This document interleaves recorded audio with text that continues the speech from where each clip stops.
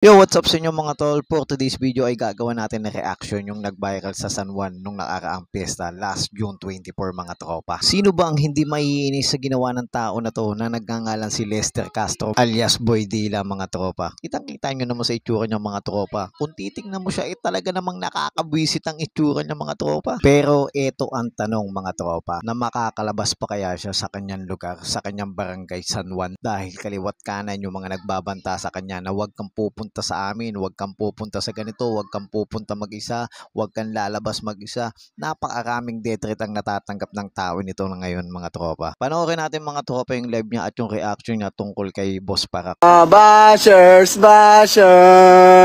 Palabasin mo si Parak yan. Labas ka na dyan, Parak, sa... Mag-D1 riltukan mo. Pen, pineapple, apple pen. Magalit na sila. Hindi ko alam mga tropa kung saan humuhugot ng lakas ng loob tong tao na to mga tropa dahil sa kabila ng mga ginawa niyang hindi maganda, proud na proud pa siya mga tropa. Panoorin nila ang live ko. Adik ka daw. Adik? Paano mo pagkakama ng adik na itsurang ganyan? Namamaril lang ng water gun.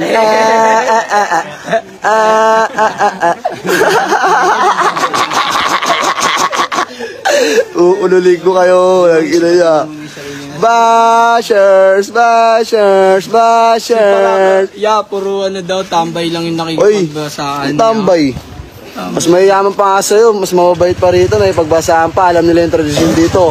Kung ikaw taon-taon ka nandito, sana alam mo rin yan. Huwag mo kaming pagkaperahan, ginamit mo pa yung mga old videos ng San Juan. Ba't hindi ayun yung mga i-post mo, hindi yung gantong itsura.